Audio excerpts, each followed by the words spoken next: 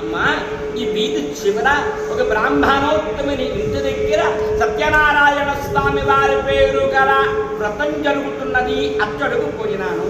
వారు తీర్థ ప్రసాదానికి ఈ సమయానికి తీర్థ ప్రసాద పరిస్థితి మూర్ఛపోయి మూర్ఖ వచ్చిన తర్వాత ఆ పిల్లను కౌగులించుకొని ఏడుస్తూ, అమ్మా నీ జన్మకు మన తాలూకా దుష్టం వల్ల మన తాలూకా అభాగ్యం వల్ల అది నేటి వరకు చెయ్యాలి. తెల్లవారిన దాకా భగవంతుని ధ్యానం చేస్తుంది. తెల్లవారిన తర్వాత తనకున్న దానితోనే ఒక సత్యనారాయణ స్వామి వారు వ్రతం చేసి ఆ ఈ విధముగా మనం చేస్తున్నది. మహాప్రభు అజ్ఞానం జరగవేయడం చేత అపరాధం చేశాం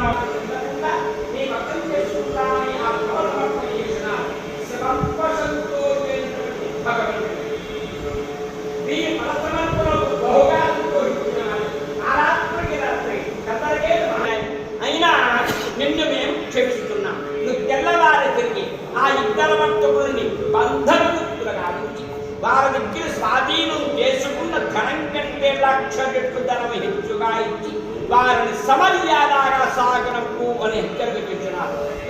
మహారాజు నుండి బయటకు వచ్చి ఆకాశాన్ని చూసి ఆకాశం ఆ సమయం 4వ ధ్యాన వేళగా గుర్తించి 4వ ధ్యాన వేళయే కళ వచ్చిన కాబట్టి ఆ కళను యథార్థంగానే భావించి అప్పుడుకప్పుడే మంత్రి సామంతాది పురోహితులు ఈ కళను